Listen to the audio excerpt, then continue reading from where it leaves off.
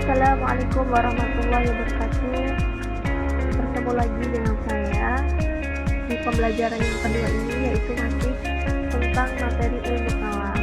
Meskipun dengan pembelajaran jarak jauh, semoga teman-teman semua tetap bersemangat ya. Nah, saya sebagai pengganti Mulat di pertemuan yang kedua ini akan melanjutkan materi tentang ilmu kalam, yang lebih khususnya ke perkembangan ilmu kalam. Nah, sebelum kita melanjutkan ke materi selanjutnya, kita akan mengulas kembali tentang materi yang sebelumnya, yaitu tentang peristiwa tahkim. Gimana teman-teman, masih ada yang ingat tentang peristiwa tahkim di materi sebelumnya? Masih ingat lah ya. Nah, peristiwa tahkim ini dimulai sejak adanya peristiwa pembunuhan yang dilatar belakangi oleh adanya peristiwa pembunuhan Utsman bin Affan, yaitu khalifah ketiga, di mana pihak Muawiyah ini selalu menuntut Ali bin Abi Thalib untuk melakukan pengusutan atau mencari bukti-bukti tentang pembunuhan khalifah ketiga ini. Tetapi Ali bin Abi Thalib ini tidak bisa menemukannya, padahal Ali bin Abi Thalib ini sudah bersungguh-sungguh untuk membongkar siapa pembunuhan di balik Utsman bin Affan ini. Nah, karena Muawiyah ini tidak terima, kemudian Muawiyah ini melakukan penyerangan terhadap pihak Ali, yang kemudian terjadilah pertempuran yang dinamakan Perang Siffin antara pihak Muawiyah dan pihak Ali. Nah, ketika pihak Ali ini sudah hampir memenangkan peperangan dari pihak Muawiyah segera mengambil tindakan. Tindakan apa yang diambil oleh Muawiyah, yaitu pihak Muawiyah melakukan kesepakatan untuk mengadakan perundingan. Perundingan apa ini? Perundingan yang dimana pembahasannya ini adalah tentang dosa besar, hukum orang yang melakukan dosa besar. Nah, dari pihak Ali ini diwakili oleh Abu Musa al-Asy'ari, kemudian dari pihak Muawiyah diwakili oleh Amr bin As. Nah, masing-masing dari satu pasukan, yaitu pihak Ali sendiri ada 400 pasukan, pihak Muawiyah ada 400 pasukan atau 400 orang, jadi total 800 orang. Nah, di dalam perundingan ini telah ditemukan kesepakatan bahwa kedua-duanya, dari pihak Ali atau pihak Muawiyah, ini sepakat untuk melakukan pengunduran diri dari jabatannya masing-masing. Namun, ketika di tengah-tengah Abu Musa al-Asy'ari ini berpidato lebih dahulu atas perintah dari Amr bin As, karena Amr bin As ini merasa sungkan karena Amr bin As lebih tua, lebih pandai mungkin ya. Padahal ini hanyalah strategi dari Amr bin As. Yang isi pidatonya adalah Abu Musa al-Asy'ari ini mundur, bahwa Ali bin Abi Thalib ini sepakat mundur dari jabatannya, kemudian Muawiyah mundur dari jabatannya, kemudian Muawiyah juga. Nah, ketika pidato yang kedua yang dilakukan oleh Amr bin As ini melakukan penipuan, di mana beliau ini malah mengangkat Muawiyah menjadi khalifah. Nah, akhirnya apa? Akhirnya yang memenangkan kekuasaan pemerintahan adalah dari pihak Bani Umayyah, yaitu Muawiyah.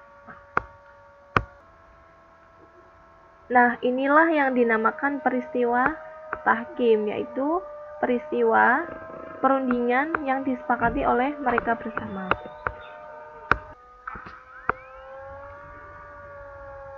Jadi peristiwa tahkim ini adalah peristiwa perundingan yang dilakukan oleh pihak Ali dan pihak Muawiyah.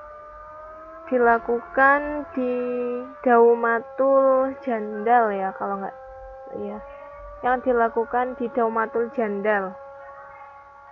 Nah, akibat dari peristiwa tahkim ini muncullah 3 kelompok, yaitu kelompok Syiah, kelompok Khawarij, dan kelompok Muawiyah. Kelompok Syiah ini adalah kelompok yang mendukung Ali, kelompok Khawarij adalah kelompok yang tidak mendukung Ali maupun Muawiyah, dan kelompok Muawiyah adalah kelompok pendukung Muawiyah.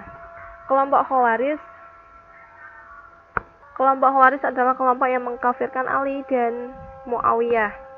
Kemudian, ini bagian sejarah ilmu kalam. Kemarin kita sudah mempelajari tentang akidah pada masa Nabi Muhammad, kemudian pada masa Khulafaur Rasyidin yang diakhiri dengan peristiwa tahkim. Kemudian kita akan mulai pembelajaran pada hari ini, yaitu mulai dari pada masa Bani Umayyah, pada masa Bani Abbasiyah, dan pada masa sesudah Bani Abbasiyah.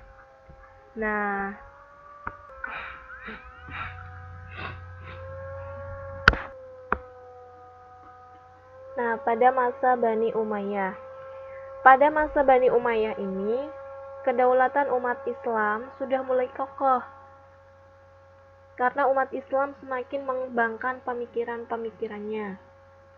Apalagi dilatar belakangi dengan banyak orang Islam yang masih terbawa dengan pemikiran sebelum masuk Islam ya.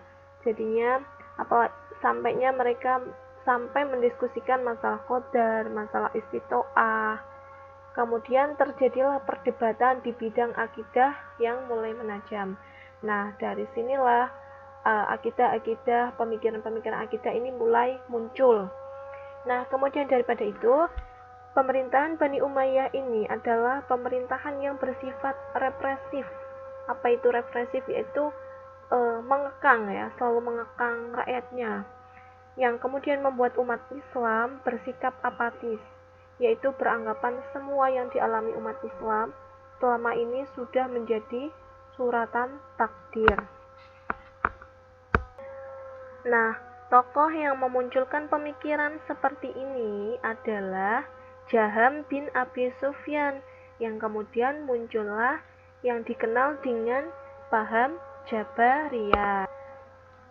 Kemudian dari adanya paham Jabariyah ini, kemudian muncullah teologi baru, yaitu paham Qadariyah, yang dipimpin oleh Ma'bad al-Juhani, Ghailan ad-Dimashqi, dan Ja'ad bin Dirham. Mereka inilah tokoh Qadariyah yang pertama. Kemudian muncul lagi Hasan al-Basri, seorang pemikir yang cerdas, yaitu beliau berpendapat bahwa orang mukmin yang melakukan dosa besar dipandang sebagai orang fasik, namun tidak keluar dari golongan mukmin. Selanjutnya yaitu pada masa Bani Abbasiyah. Pada masa Bani Abbasiyah ini, hubungan antara bangsa Arab dan bangsa Ajam ini mencapai puncaknya. Apalagi gerakan penerjemah filsafat Yunani dan Persia gencar dilakukan. Daripada akibat ini, maka terjadilah transfer ilmu pengetahuan dari luar Islam, yang kemudian memunculkan banyak pemikir-pemikir Islam yang mengembangkannya, yang kemudian disebut dengan ilmu kalam. Akibat dari pemikir-pemikir Islam ini, kemudian muncullah Abu Hanifah yang menuliskannya di dalam kitab Al-Alim wa Al-Muta'alim dan kitab Al-Fiqhu Al-Akbar. Ini adalah pemikirannya Abu Hanifah.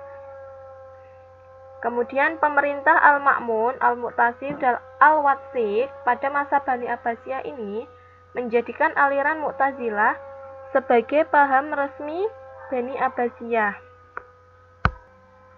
Dalam sejarah dikenal dengan Mihmah. Para ulama yang tidak sepaham dengan paham Mu'tazilah dalam perkembangan ini, maka akan dijatuhi hukuman, bahkan dijebloskan ke dalam penjara. Jadi pada masa ini, ulama-ulama ini sangat diuji akidahnya ya, karena jika memang tidak sepaham dengan Mu'tazilah, maka akan dijatuhi hukuman. Kemudian daripada ini munculnya paham Mu'tazilah, maka muncul lagi pemikiran-pemikiran yang lain. Yang pertama yaitu yang dibawa oleh Abu Hasan al-Asy'ari dan Abu Mansur al-Maturidi. Abu Hasan al-Asy'ari dan Abu Mansur al-Maturidi ini memiliki pemikiran yang sama. Kemudian umat Islam juga banyak yang simpatik dan lebih memilih untuk mengikuti Abu Hasan al-Asy'ari dan Abu Mansur al-Maturidi dan menjauhi aliran Mu'tazilah. Paham akidah ini yang dibawa oleh Abu Hasan dan Abu Mansur ini tersebar luas karena banyak murid-murid yang mampu mengembangkannya.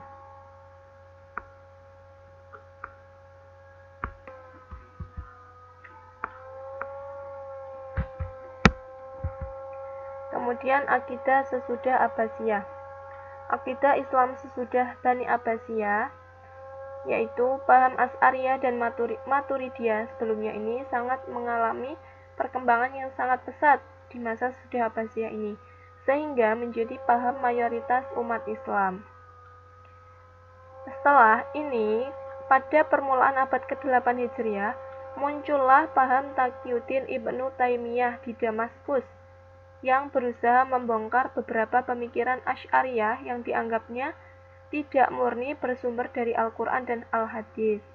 Karena memang pemikiran ini kan lebih mengandalkan selain dalil naqli juga menggunakan akliyah. Nah, pemikiran Ibnu Taimiyah ini yang berusaha membongkar ini kemudian dikenal dengan gerakan Salafi. Nah, setelah ini muncullah pemikiran-pemikiran yang lain, paham-paham yang lain. Nah, ini awal mula berkembangnya pemikiran-pemikiran ilmu kalam. Nah, sekian, terima kasih, semoga bermanfaat, terutama yang peristiwa tahkim yang kemarin masih menjawab salah, semoga sekarang menjadi lebih paham. Tetap semangat. Wassalamualaikum warahmatullahi wabarakatuh.